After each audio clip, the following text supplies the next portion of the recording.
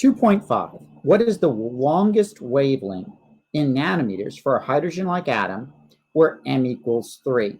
This problem always presents a couple issues. First, what formula do we use? Let's dispense with that one.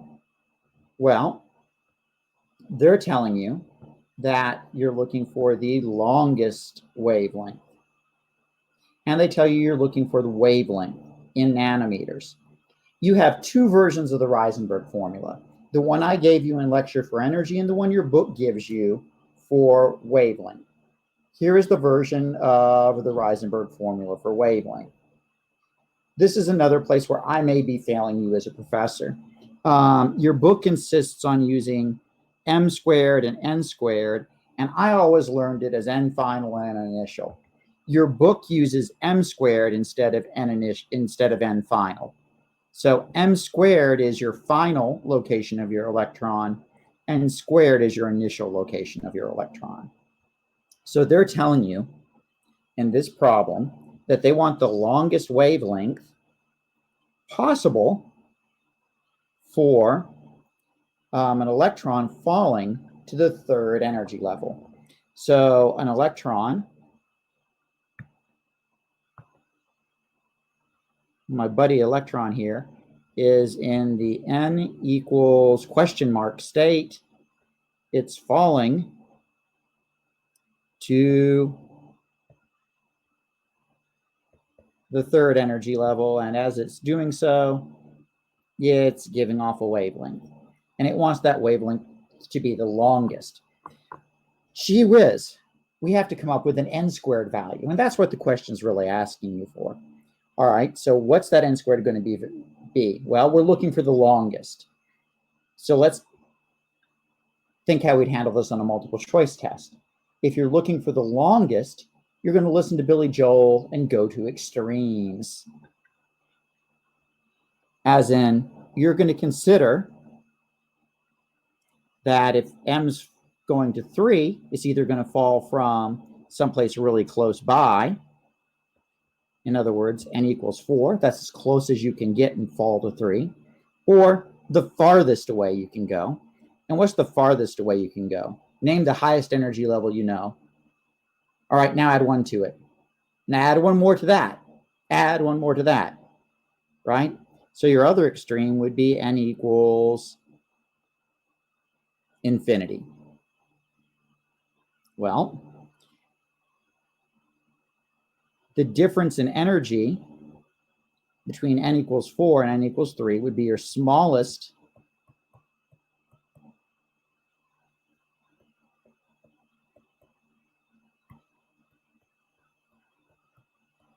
energy difference. From infinity to n equals 3 would be your largest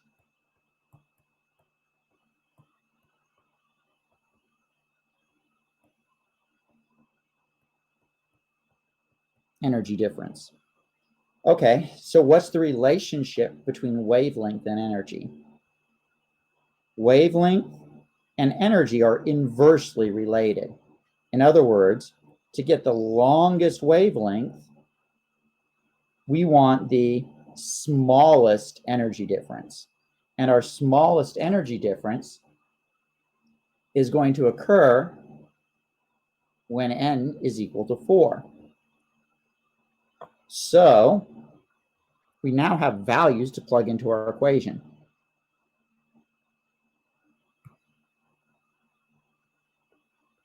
Our inverse wavelength is going to be equal to our Reisenberg constant, 1.097 times 10 to the negative 2, and that's a 7, and that's a 9. Inverse nanometers times 1 over 3 squared minus 1 over 4 squared. I'm going to plug all that into my calculator in one big swoop here.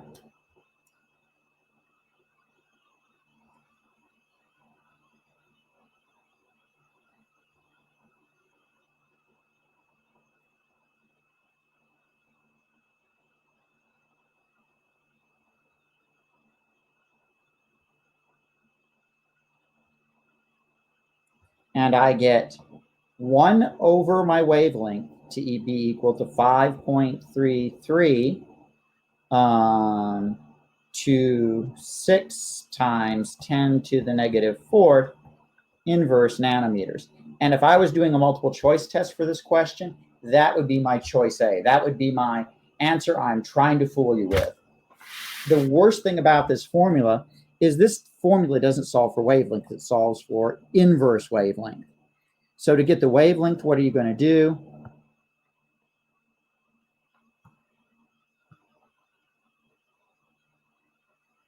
So to get the wavelength, what are you going to do? You're going to take both sides to the negative 1 power. Take the multiplicative inverse of both sides, in other words, and that gives you a wavelength equal to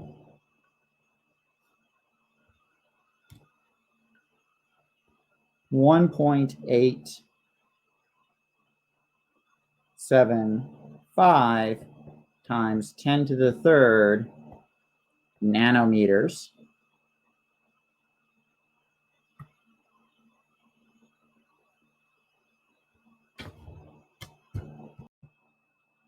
Okay, as long as we're doing this, let's go ahead and do 2.6, because 2.6 is the evil cousin of 2.5.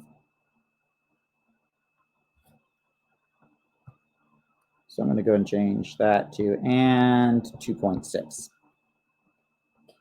All right, 2.6 asks,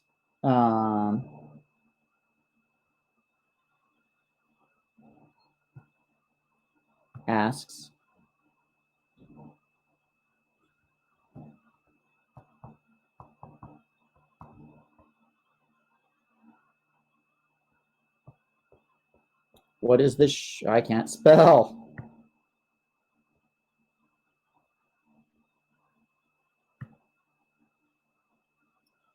Shortest wavelength in nanometers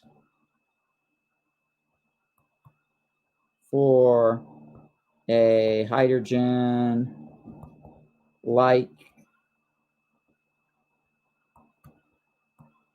atom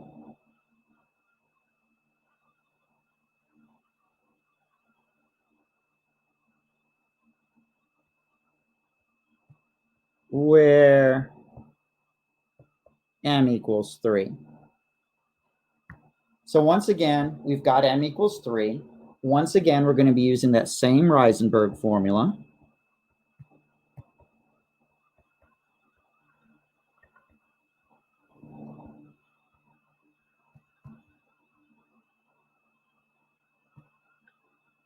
And once again, they're being nice, and they're telling us that our m value is going to be equal to 3.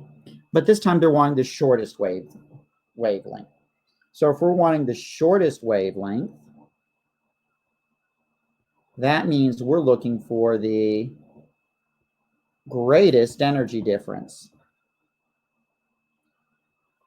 Well, if we come back over here to our little figure, we said the shortest and the smallest wave, the smallest energy difference was between m equals 3 and m equals 4. The largest energy difference is between n equals infinity and m equals 3. So that means that this time we're going to be working it with an n of infinity, because that's the farthest you can get away from n equals 3. That's the largest energy difference you can get. And since it's the largest energy difference, it's going to produce the shortest wavelength. So we have an electron falling from a distance infinitely far away to 3. So let's plug and chug. We've got 1 over wavelength equals our Reisenberg constant, 1.097 times 10 to the negative 2nd inverse nanometers. times 1 over 3 squared minus 1 over n squared. I'm sorry, 1 over infinity squared. And this is where I really wish they were a little bit stricter about the college algebra prereq for this class. 1 over infinity squared. 1 over infinity squared does what we know as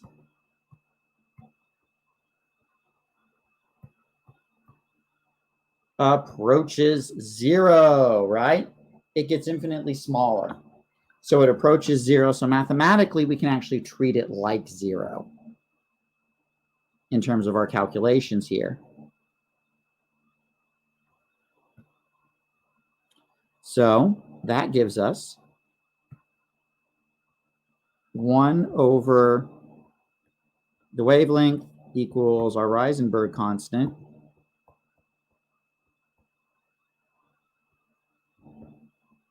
Whoops.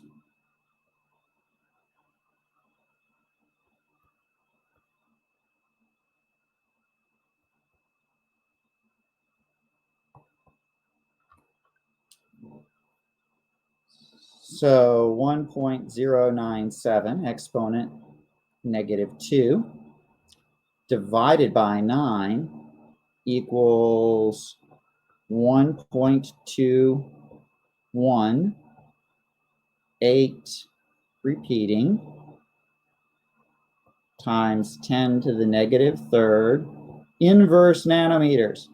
Again, if this was a multiple choice test, that would be choice A, because it's giving you the inverse wavelength. We want the wavelength, so we're going to have to take the multiplicative inverse of both sides.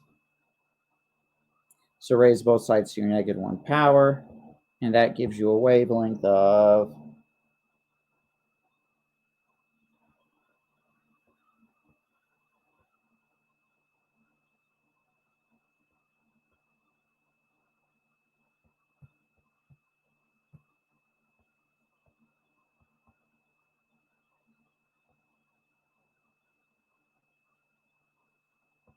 820.4